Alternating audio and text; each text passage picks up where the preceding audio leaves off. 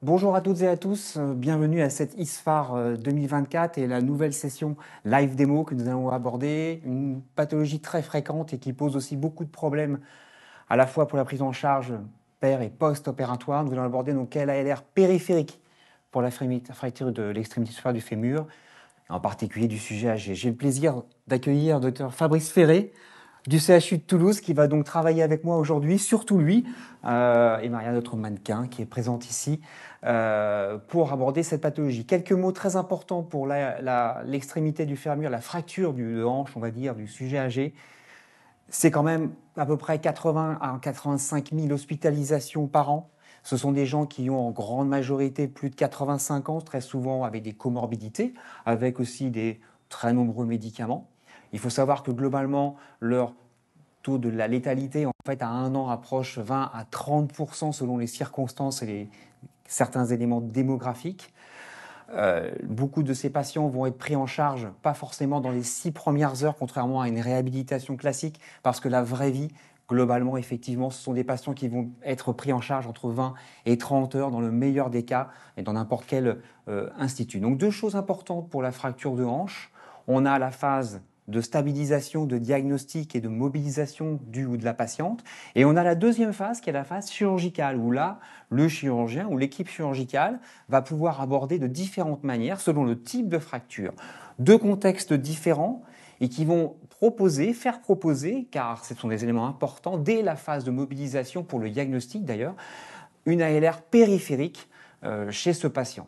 Nous allons aborder avec Fabrice et notre mannequin les différentes possibilités. Je vais laisser Fabrice qui va donc enchaîner sur une présentation concernant ces éléments importants, les trois principaux blocs pour l'ALR périphérique. Je te laisse la parole. Merci beaucoup Christophe, chers téléspectateurs, c'est un vrai plaisir d'être avec vous et de vous parler d'ALR périphérique pour la fracture de hanche. Effectivement, vous avez compris, l'ALR périphérique va être systématique pour bien analgésier ces patients-là. Et en fait, on va tout simplement voir comment positionner le bloc PENG par rapport à des blocs qui étaient communément utilisés jusqu'alors, c'est-à-dire le bloc fémoral et le bloc iliofacial.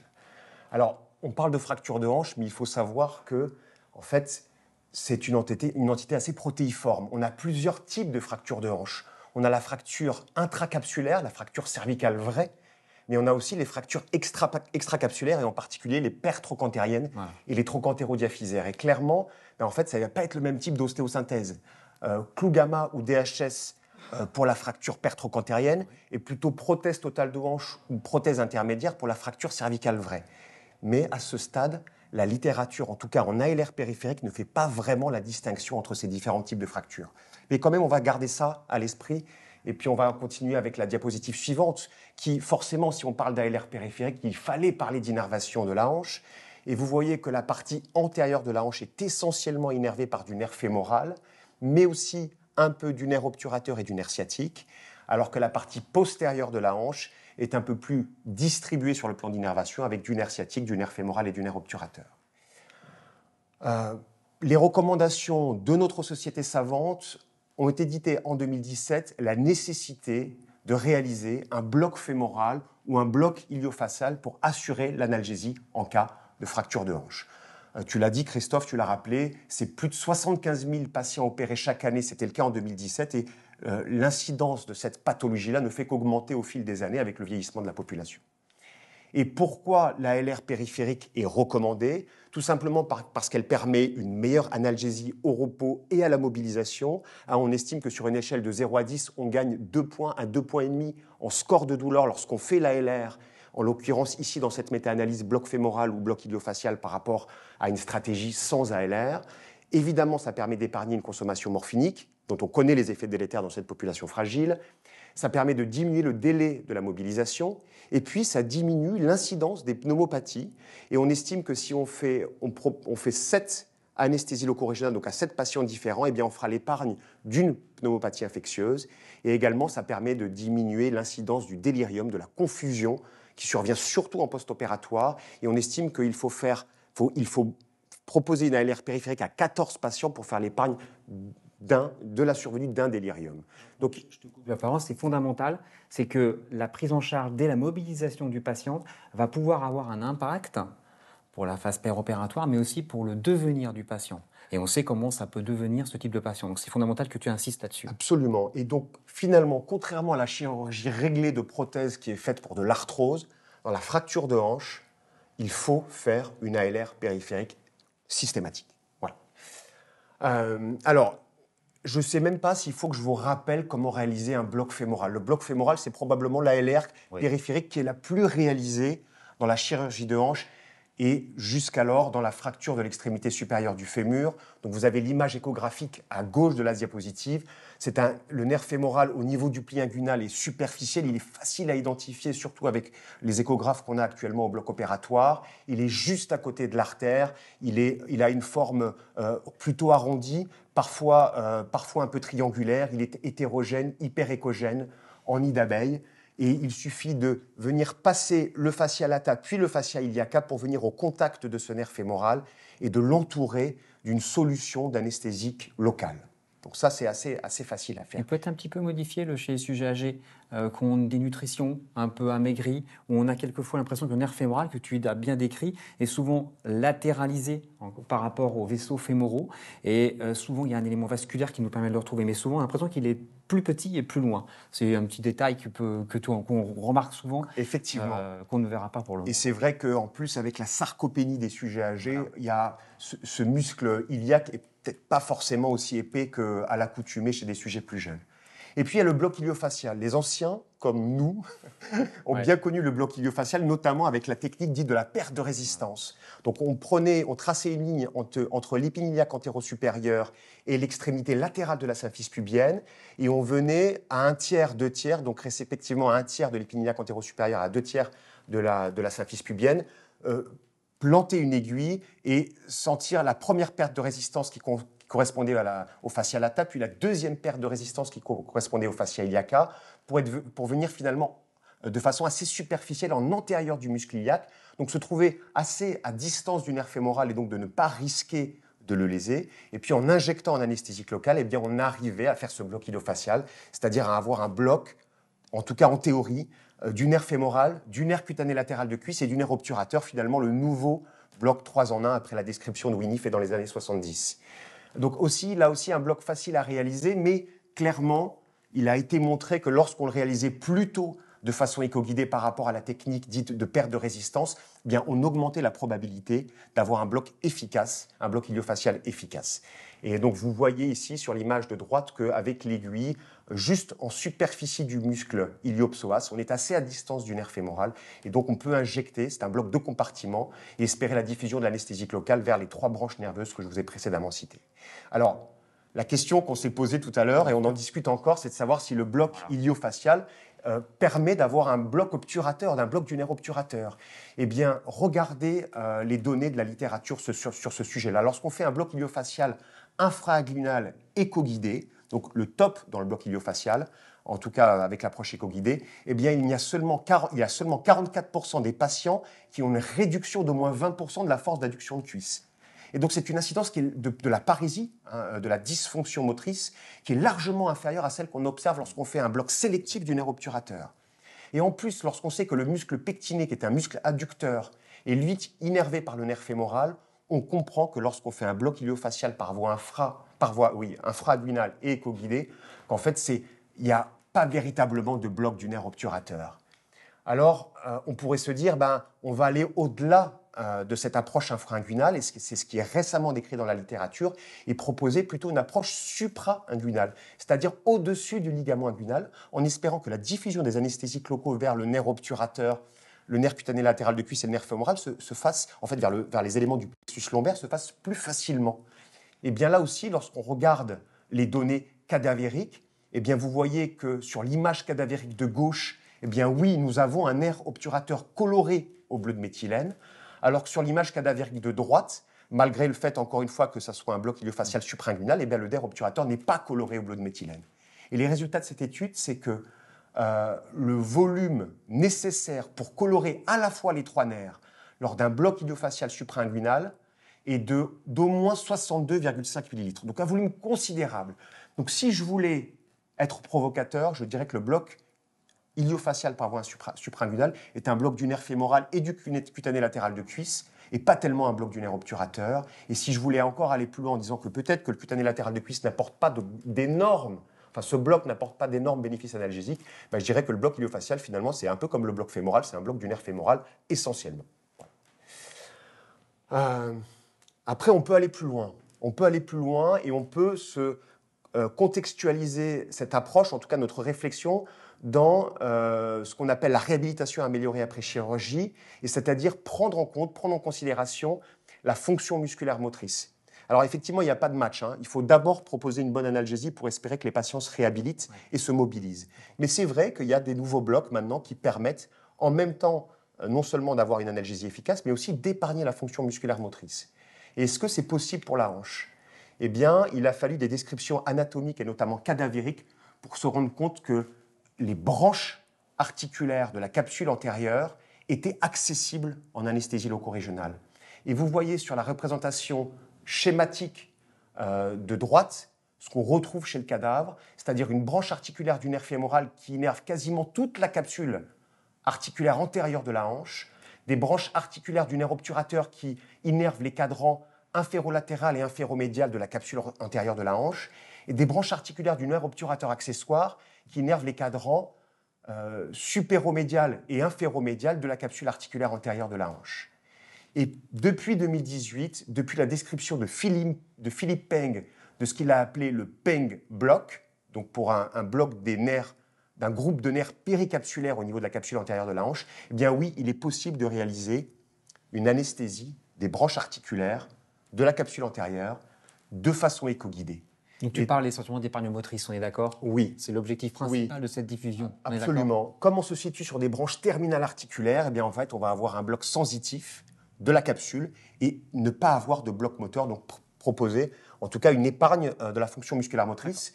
C'est l'idée de Philippe Peng et on va voir ce que la littérature donne sur le sujet si vous êtes d'accord. Donc vous avez l'image échographique à droite, mais de toute façon, on y reviendra en live démonstration avec Anna, notre mannequin. Donc déjà, cette première description, elle a été faite sur une série de 5 cas, donc c'est plutôt le niveau de preuve assez faible. Il a très bien montré qu'en faisant ce Peng block, on pouvait diminuer les scores de douleur au repos et à la mobilisation en passant d'une échelle numérique simple moyenne, si on peut faire une moyenne sur 5 sujets, mais de 8,8 à 2 sur 10. Donc ça, c'est intéressant, il y avait vraiment un contrôle de la douleur préopératoire sur cette série de 5 sujets. Moi, ce que je vous propose maintenant, c'est d'essayer justement de comparer le bloc Peng à une stratégie contrôle, c'est que j'ai voulu appeler sham, c'est-à-dire l'absence de bloc ou un bloc réalisé au sérum physiologique, d'accord, pour savoir si c'était véritablement efficace. Eh bien, la littérature récente rapporte la chose suivante. Donc, vous prenez cet essai issu d'une équipe de Singapour, qui est un essai randomisé contrôlé qui prend 60 patients opérés d'une fracture de l'extrémité supérieure du fémur sous anesthésie générale ou rachis-anesthésie, qui compare donc le bloc Peng à un bloc dit sham, fait au sérum salé isotonique. Et vous voyez que dès la 30e minute, le bloc Peng permet de réduire les scores de douleur au repos et à la mobilisation. Et on passe en moyenne d'une échelle de 3, enfin, à 3 sur 10 dans le groupe Peng, comparé à 5 sur 10 dans le groupe sham bloc. Et en ce qui concerne le corollaire de ça, en fait, la réduction de la consommation morphinique en équivalent oral à la 24e heure, eh bien là aussi, il y a une réduction de la consommation morphinique grâce au bloc Peng et de façon statistiquement significative. Donc, la stratégie Peng, finalement, fait mieux que la stratégie contrôle sans anesthésie loco-régionale du tout. Il y a finalement une autre étude sur le sujet que j'ai trouvée particulièrement intéressante, qui comparait là aussi le bloc Peng à l'administration de fentanyl IV, en fait, au moment de la mobilisation pour permettre une installation du patient dans sa position opératoire. Et bien là, vous voyez que le bloc Peng diminue la douleur induite par le positionnement des patients dans une position qui peut leur permettre de subir, entre guillemets, la rachis-anesthésie. Et là aussi, les scores de douleur chutent. Et ce qui est intéressant dans cette étude, c'est lorsqu'on s'intéresse à la qualité de la récupération par un score qu'on appelle le CORE 15, donc 15 questions sur la qualité de la récupération, coté sur 150, qui prend en compte plusieurs dimensions, notamment la douleur, le confort physique, l'indépendance et même un côté émotionnel. Eh bien, vous voyez que la qualité de la récupération à la 24e heure est meilleure dans le groupe de patients qui a bénéficié d'un Peng par rapport au groupe de patients qui n'a pas eu de bloc Peng. Donc là aussi, des arguments pour dire que le bloc Peng fait mieux que rien. Donc si vous êtes d'accord à ce stade-là, on dira que le bloc Peng fait mieux que rien. Mais finalement, puisqu'on a dit que le bloc fémoral ou iliofacial, enfin en tout cas que l'ALR était recommandé dans la chirurgie de fracture de hanche, il va falloir aller au-delà. Et la deuxième étape, ça va être de comparer le bloc PENG au bloc fémoral. Donc là, ça commence à devenir intéressant. Une première étude que j'ai trouvée pertinente, y compris sur le plan méthodologique, c'est celle publiée par l'équipe de Saint-Antoine et notamment Franck Verdon, qui s'est dit, puisque le bloc PENG est arrivé, je vais comparer ce que je faisais avant, le bloc fémoral, donc 21 patients, à ce que je fais à partir de l'avènement du bloc PENG dans la littérature, et là aussi 21 patients. Et je vais m'intéresser d'abord à la consommation morphinique des 48 premières heures. Eh bien, il n'y avait pas de différence significative entre les deux. Par contre, sur la force musculaire quadricipitale, on se rend compte qu'il y a une vraie différence statistiquement significative. C'est-à-dire que les patients du bloc PENG avaient un score musculaire moteur quadricipital coté à 5 sur 5, c'est-à-dire avaient une fonction musculaire complètement normale, ce qui n'était pas le cas des patients qui avaient reçu un bloc fémoral, mais ça on s'y attendait. Donc le PENG pourrait faire mieux que le bloc fémoral, en tout cas sur le côté épargne de la fonction musculaire motrice. Et ce n'est pas une étude randomisée, je crois. Non, ce n'était pas une étude randomisée contrôlée, Oui, c'est une étude avant-après. Donc voilà, sur le plan méthodologique, C'est pas très robuste. Et c'est pour ça que à l'idée. Hein. C'est très important et c'est pour ça que l'étude d'après, en fait, est probablement celle qu'il faut garder à l'esprit. C'est une étude randomisée contrôlée qui compare 30 patients ayant reçu un bloc PENG à 30 patients ayant reçu un bloc fémoral, avec 20 ml de ropivacaïne à 0,75%. Et bien là, vous voyez que dès la salle de réveil, le bloc PENG réduit l'incidence des patients qui ont des scores de douleur considérés modérés à élevés. 10% des patients dans le groupe PENG avaient des scores de douleur considérés modérés à sévères, alors que 36% des patients dans le groupe bloc fémoral avaient des scores en salle de réveil considérés modérés à sévères. Donc là aussi, des arguments en faveur du bloc PENG. Et lorsqu'on s'intéresse à la force musculaire et à l'épargne de cette force musculaire, c'est-à-dire l'incidence et le nombre de patients qui avaient une force musculaire intacte en salle de réveil et à la 24e heure, eh bien vous voyez qu'il n'y a pas de match. Le bloc PENG fait mieux que le bloc fémoral, mais là aussi on s'y attendait, donc un argument de plus pour l'épargne de la fonction musculaire motrice. Et donc on peut dire que le bloc PENG, à ce stade, fait probablement mieux que le bloc fémoral. Alors une question qui a été posée aux auteurs, et j'ai trouvé que ce deuxième papier sur la même série de patients était très intéressante, c'était savoir s'il y avait une différence entre les types de chirurgie. Voilà. Ouais, tu sais, entre ce dont on parlait tout à l'heure, entre la fracture pertrocantérienne qui est un clou gamma ou une DHS, et la fracture cervicale vraie qui a besoin d'une prothèse de hanche. Eh bien, il semblerait que dans le sous-groupe de patients qui est une prothèse de hanche, eh bien, c'est là que le PENG a l'effet le plus important. Anatomiquement, on peut comprendre. Mais anatomiquement, on comprend parce que quand on s'intéresse à la fracture cervicale vraie et à la prothèse, on s'intéresse surtout à l'articulation de hanche et la capsule antérieure. Et donc, on a besoin de bloquer les branches articulaires du nerf fémoral obturateur accessoire. Donc, tu veux dire qu'on retrouve quelques éléments dont l'anatomie nous donnait des éléments d'orientation sur la diffusion du produit sur les branches articulaires, d'accord ? Avec ce type d'analyse en sous-groupe, même si c'est un petit collectif, mais en tout cas, c'est un signal sur le type d'intervention qu'on va pouvoir utiliser. C'est exactement ça. C'est un signal. D'autres études sont nécessaires, de plus grande ampleur, en prenant sélectivement cette population-là. Mais déjà, d'avoir des résultats statistiquement significatifs sur un sous-groupe aussi faible que ça, c'est un bon signal. Ça veut dire qu'il faut travailler dans ce sens-là, en tout cas, pour les études futures. Et si on comparait maintenant le bloc PENG au bloc iliofacial. Donc ça aussi, c'est intéressant. En fait, il y a 4 essais randomisés contrôlés sur ce sujet-là. Moi, j'ai décidé de vous montrer celui qui, à mon sens, avait le meilleur niveau de preuve parce qu'il était randomisé, contrôlé, qui prenait 25 patients dans chaque groupe, donc 25 patients qui avaient un bloc PENG et 25 patients qui avaient un bloc iliofacial par voie infra-inguinale, avec un bon volume, quand même 30 millilitres. Moi, c'est pas ce que je mets sur un bloc fémoral, sur un bloc PENG, pardon. Je suis plutôt autour de 20 millilitres, mais bon, en tout cas un bon volume qui était exactement le même dans les deux groupes.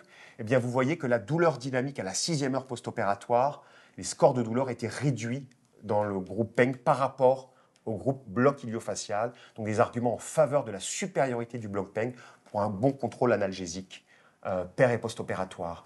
Et en ce qui concerne la faiblesse musculaire à la 6e heure, eh bien là aussi on se rend compte qu'aucun patient dans le groupe PENG n'avaient de réduction de la force musculaire à la 6e heure, alors que la moitié d'entre eux, dans le groupe bloc iliofacial, avaient une réduction de la force musculaire. Donc là aussi, des arguments pour dire que le PENG fait mieux que le bloc iliofacial.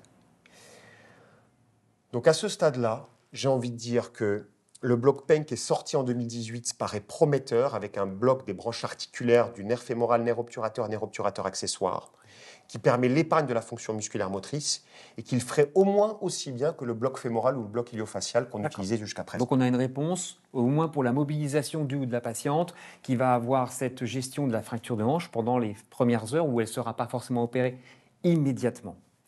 J'ai quelques petits trucs et astuces à vous donner. Alors, ça, c'est important avant d'avoir des questions. Vas-y, je te laisse. Je ne sais pas si vous les voulez là. Je te les propose maintenant. Vas-y, c'est important. Donc, quelques petits trucs et astuces qui sont là aussi issus de la littérature, mais que je partage avec vous parce que je les ai trouvés particulièrement pertinents.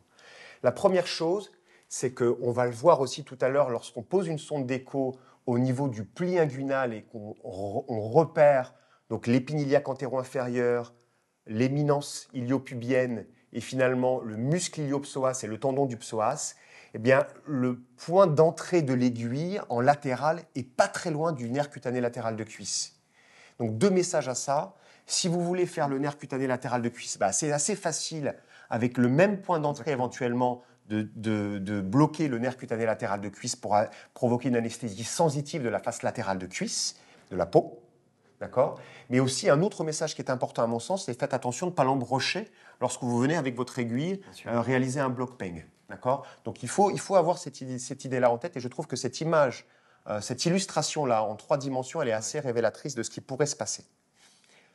Un deuxième truc et astuce, c'est que oui, on a dit pas d'atteinte de la fonction musculaire motrice avec le bloc PENG, sauf qu'il y a des cas quand même décrits dans la littérature où il y avait une parésie motrice, notamment quadricipitale.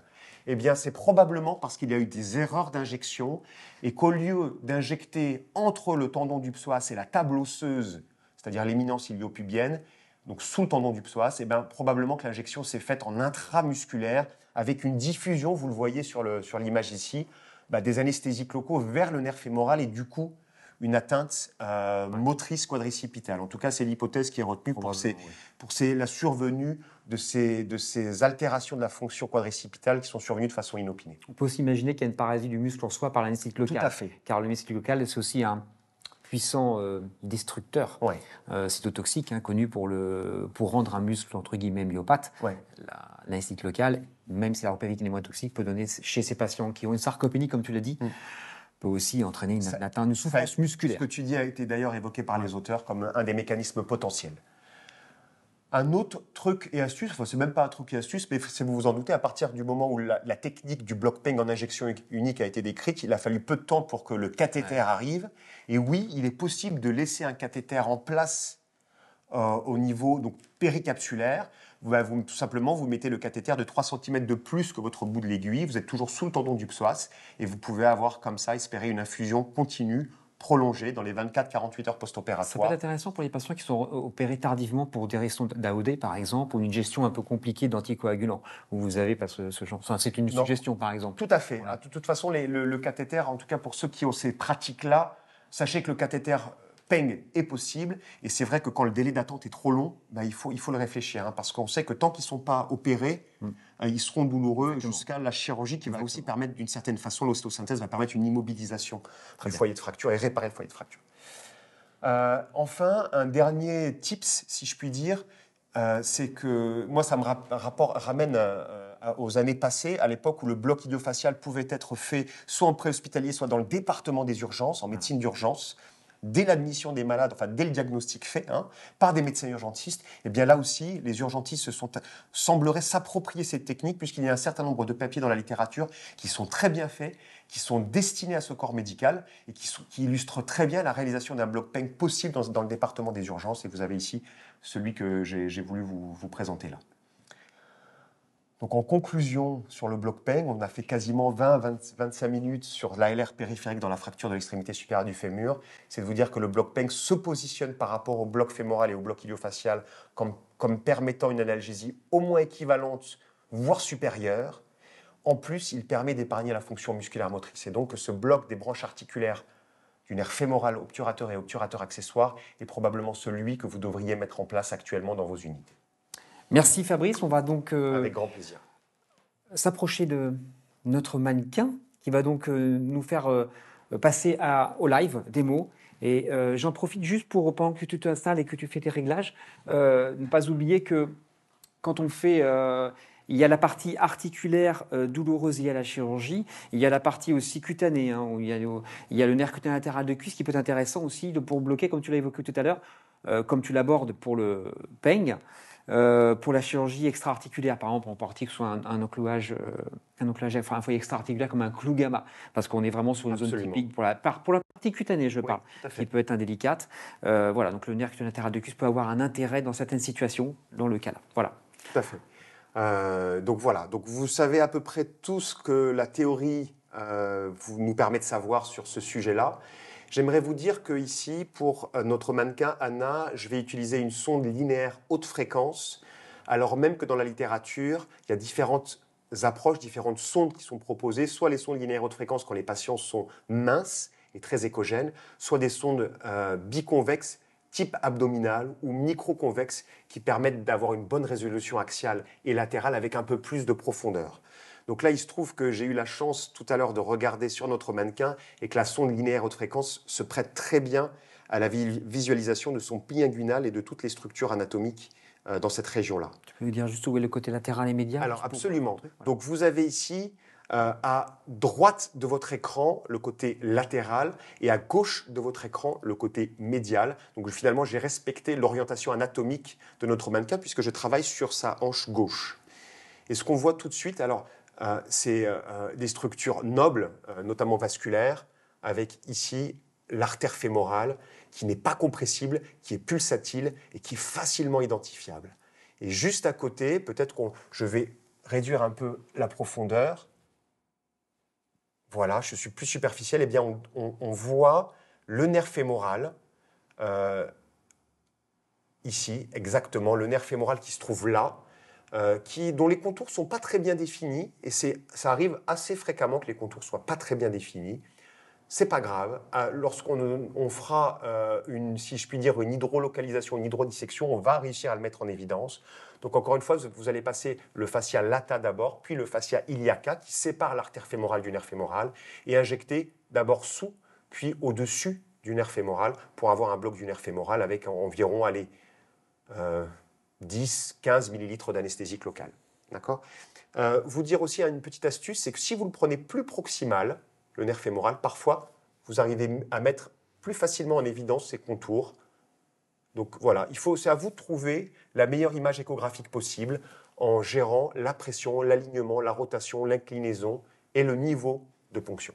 Donc voilà pour le bloc du nerf fémoral, mais encore une fois, je crois qu'il est tellement réalisé celui-là que, j'allais dire, tout le monde a déjà fait plusieurs blocs fémorales dans sa vie.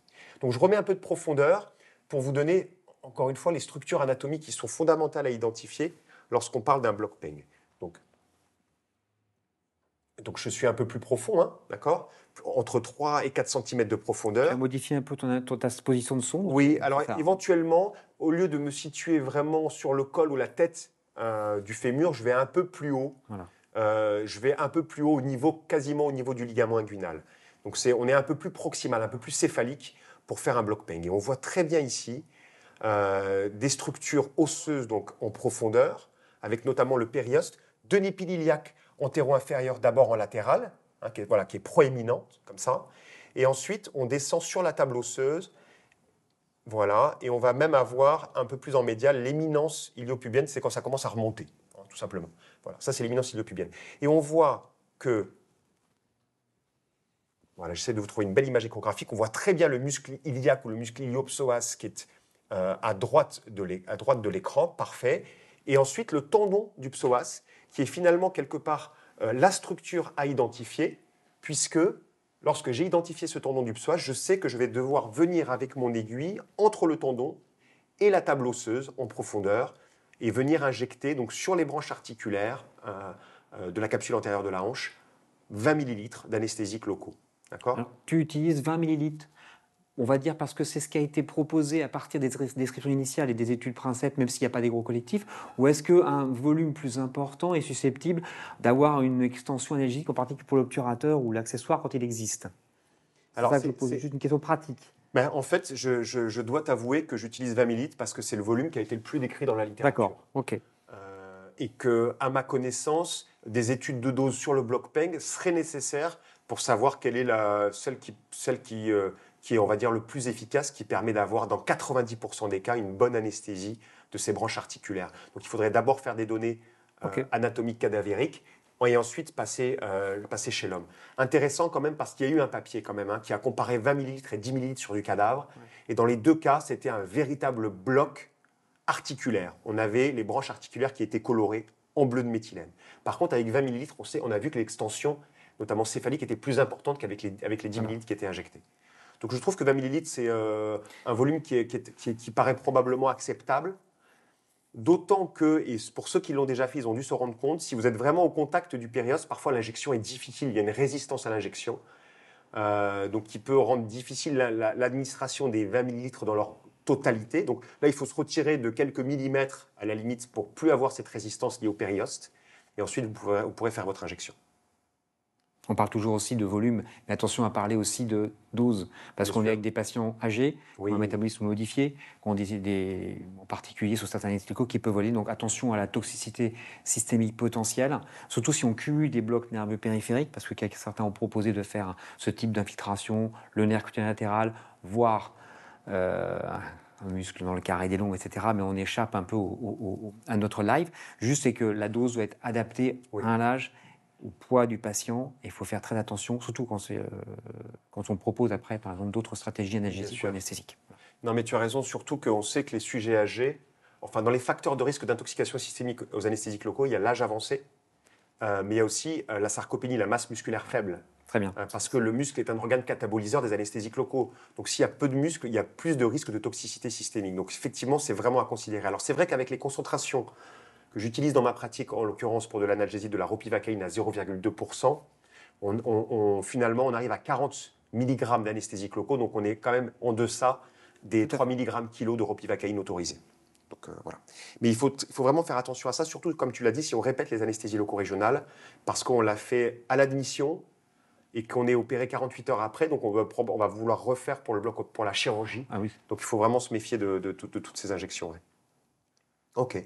Donc là, on a la chance de très bien voir les structures anatomiques. Ce que je peux vous dire aussi, c'est que chez le sujet âgé, comme la fonction crée l'organe, souvent le tendon du psoas c'est moins visible que chez un sujet jeune, où le tendon est vraiment très bien individualisé. Tu peux nous dire là où ton objectif là avec Donc ici, on a donc encore une fois le tendon du psoas qui est là, d'accord. Et moi, je vais venir avec mon aiguille, mais peut-être que ça va être le moment de vous montrer la vidéo que je vais vous montrer juste après. Voilà. Je vais venir avec mon aiguille ici sous le tendon du psoas et injecter mes anesthésiques locaux.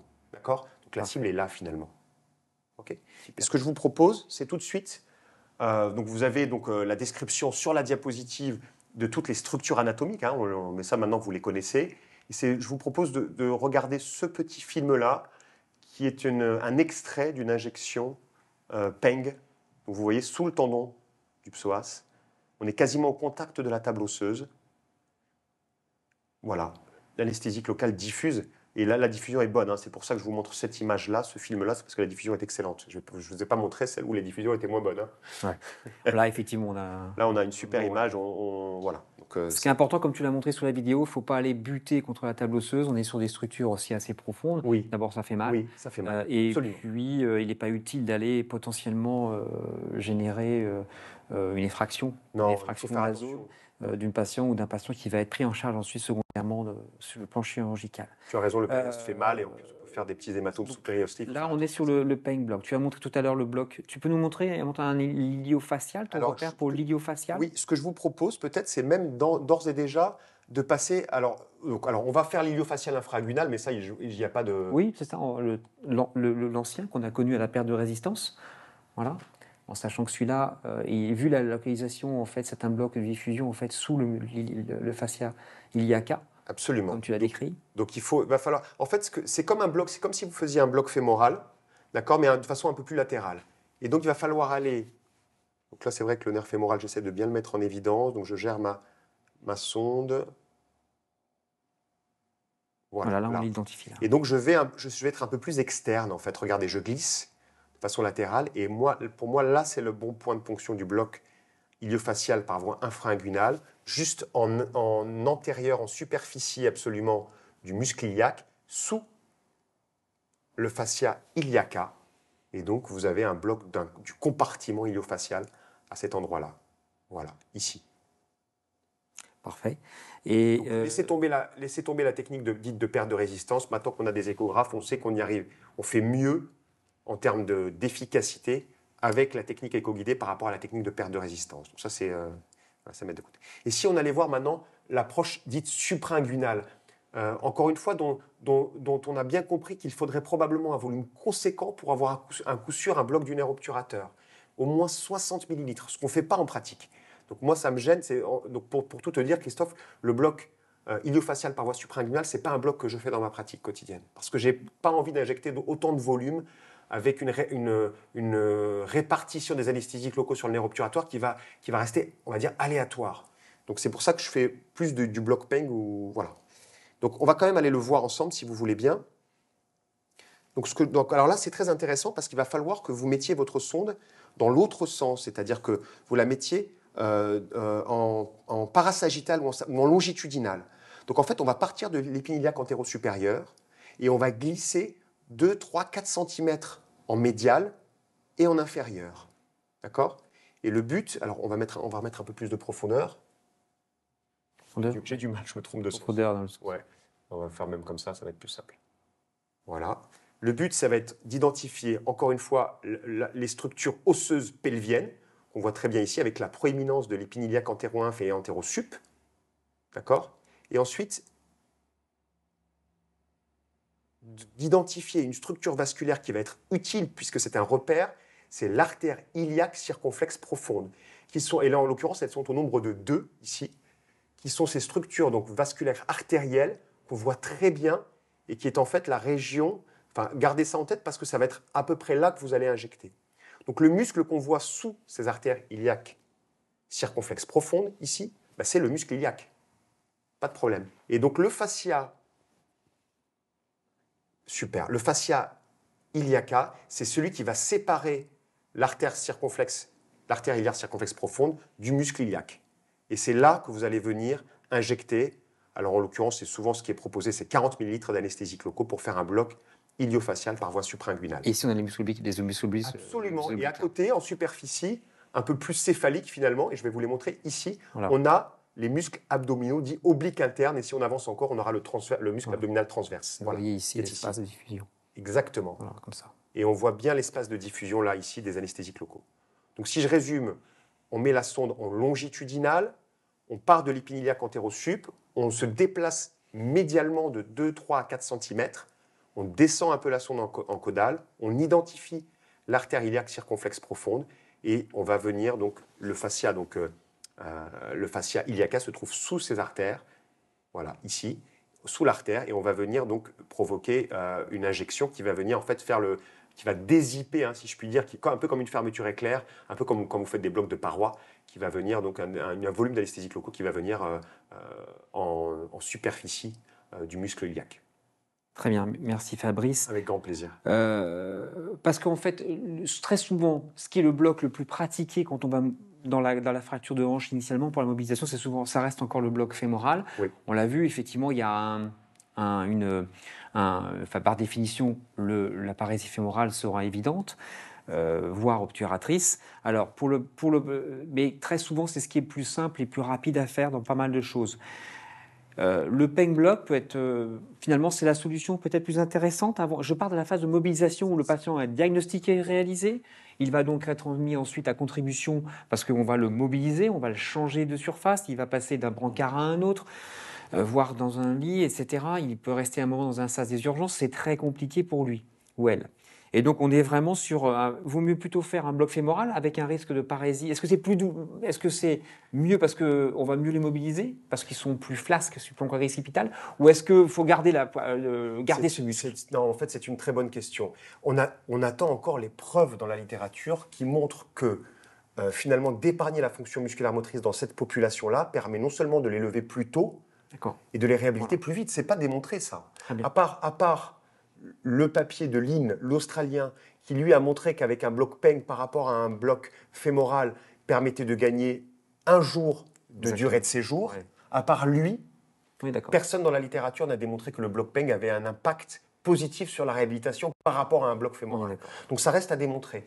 Surtout qu'on sait que ce qui peut limiter le lever précoce de ces patients-là, c'est plutôt les comorbidités liées à l'âge que la parésie elle-même.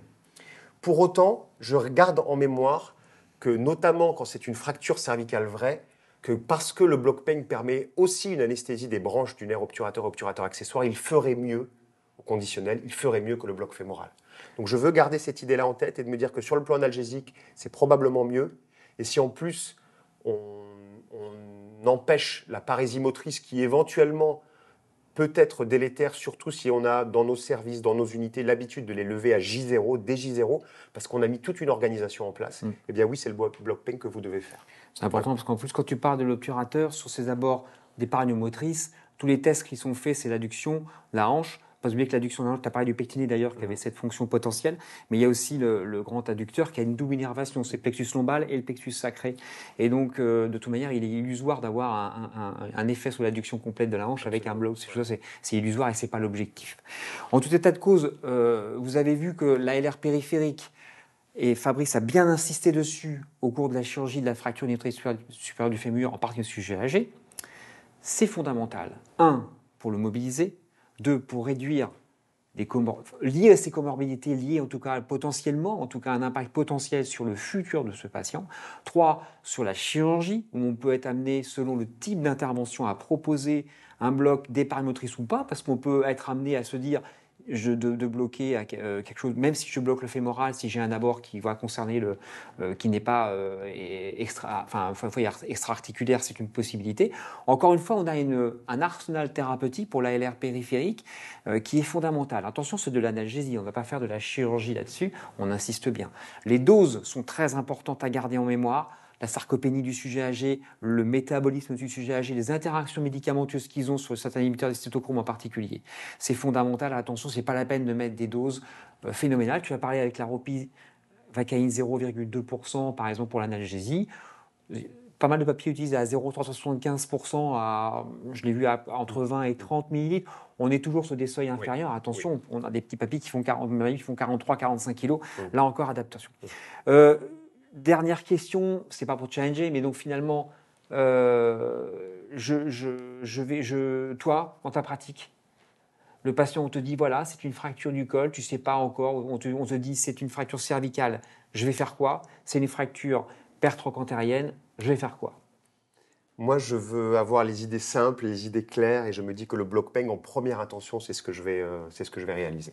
D'accord. Et dans ta pratique, tu as observé en tout état de cause qu'il y avait un bénéfice réel, analgésique, comme tu l'as montré sur certains papiers, mais ce n'est pas des grosses cohortes,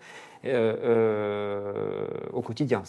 En tout cas, ce qui est sûr, c'est que puisqu'on est dans une population qui a mal avant la réalisation de la LR, oui, j'ai remarqué qu'il y avait une efficacité du bloc peigne chez ces patients qui sont douloureux parce que fracturés. Et l'appropriation de la technique, elle est assez simple ou pas? L'apprentissage? Oui. L'apprentissage est relativement aisé. Surtout quand on a de belles images échographiques comme aujourd'hui sur notre mannequin, mais c'est pas quand on fait de l'ALR en pratique courante, c'est pas un bloc qui est difficile à réaliser, pas du tout. Par contre, il est clair que si vous êtes moins expérimenté, vous faites de l'ALR de façon très épisodique, vous pouvez tout à fait continuer de faire un bloc fémoral parce que encore plus facile à faire, plus superficiel. Et ça sera de toute façon mieux que de ne rien faire. C'est surtout ça qu'il faut garder en tête. C'est qu'il faut une ALR périphérique. Et dirigez-vous vers le bloc peigne. En tout cas, essayez de le mettre en place dans vos unités. Mais si jamais vous faites un bloc fémoral, vous avez déjà permis une épargne morphinique et donc la survenue d'effets adverses chez cette population. C'est très important, l'épargne morphinique ou l'épargne l'équivalent morphinique sous le tramadol en particulier qui quelquefois ou morphinique liposoluble injecté un peu dans les salles des urgences un peu de manière un peu aléatoire. Tu l'as d'ailleurs évoqué, les urgentistes ont alors la possibilité en France, il y a un cadre tout à fait défini sur l'utilisation par les non-anesthésies sur des blocs en particulier iliofacial qui avait été proposé, tu parlais du préhospitalier. Je ne sais pas si en France actuellement les urgences, chez toi je ne sais pas, ils vous laissent réaliser en tout cas les ALR de ces patients. Oui, c'est nous qui réalisons les anesthésies locoroïdales de ces patients. Je crois que pour l'instant, il faut garder un peu à l'esprit de garder ces choses-là, surtout qu'on est encore dans l'exploration et dans l'évaluation de ce type de blocs de diffusion. Attention à ce que l'on fait, les doses, les produits, la surveillance. on est des experts dans ce domaine. On doit donc garder la main pour des raisons tout simplement et de responsabilité, mais aussi parce que le patient, vous allez pouvoir l'examiner pour ensuite le gérer à J1, peut-être à J2 malheureusement quelquefois, en le reproposant une ALR périphérique dans ces circonstances. Je crois qu'on a fait tout le tour sur ce type de bloc d'ALR périphérique. On pourrait poser d'autres diagnostics, d'autres blocs comme les blocs des nerfs clinaux supérieurs qui sont des blocs mais qui sont uniquement sensitifs pour certains abords postérieurs. Dans le cas de la chirurgie de la hanche du sujet âgé, c'est quasiment pas un problème puisque ce n'est pas des abords qui seront abordés, donc en tout cas techniquement. Dernière chose, quelqu'un sous anticoagulant, par exemple un anticoagulant oral, algique, on ne va pas attendre de lui proposer une ALR alors qu'on a tout ce qu'il faut sous ALR périphérique, on est d'accord? Ouais.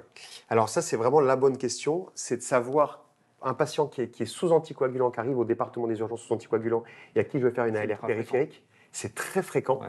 Eh bien moi, je vais essayer, autant que faire se peut, encore actuellement, de faire des ALR périphériques superficielles. Très bien. Par contre, c'est vrai que malheureusement, quand tu lui fais l'ALR au moment où il est prêt à être mis sur table d'opération, c'est-à-dire quand tu as réversé les anticoagulants, eh bien là, tu peux faire un bloc plus profond, notamment comme le bloc PENC, sans crainte, parce que tu l'as mis dans les meilleures conditions hémostatiques possibles pour faire la chirurgie. Donc si l'ALR est réalisée à ce moment-là, ben, tu peux le faire un bloc PENC. Là, on est dans l'autre, soit on a attendu suffisamment de temps, soit Absolument. on a réversé. Ouais. Mais je te parle le patient où le diagnostic est fait. On va soit réverser, soit attendre pour des raisons d'organisation, parce que les blocs opératoires, la vraie vie, c'est pas comme ça, on ne peut pas les opérer tout de suite, immédiatement. Ouais. En tout cas, on peut réaliser ce type de bloc sous échographie, bien évidemment. Oui. Même le bloc iliofascial, si vous préférez le faire, en sachant que le bloc iliofascial, je te rejoins là-dessus, c'est hyper aléatoire. Oui. Et honnêtement, soit un bloc fémoral, soit un pain block sera proposé plus. Le suprainguinal, je suis très très embêté avec les volumes nécessaires, tu l'as évoqué, 60 millilitres. Et puis surtout cette diffusion potentiellement avec le fascia transversalis qui continue le fascia iliaca avec peut-être des diffusions de manière totalement inutile. Alors on sait que le sous-costal, la branche sous-costale et la branche ilio-hypogastrique peuvent intervenir pour la partie superficielle, sensitive de la peau. Mais encore une fois, le gain pour la chirurgie est quasi nul. On est bien d'accord.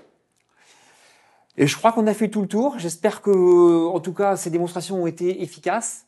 La clarté de Fabrice sur son topo est tout à fait impressionnante. Merci beaucoup, Fabrice. Avec grand plaisir. Je remercie aussi pour ces images où tu nous as montré des images échographiques sur notre mannequin aujourd'hui qui étaient aussi très remarquables. Et enfin aussi sur ton diaporama et l'injection du pinglo. Je vous remercie. Merci encore une fois, Fabrice. Avec grand et je vous souhaite une excellente histoire à toutes et à tous. À bientôt.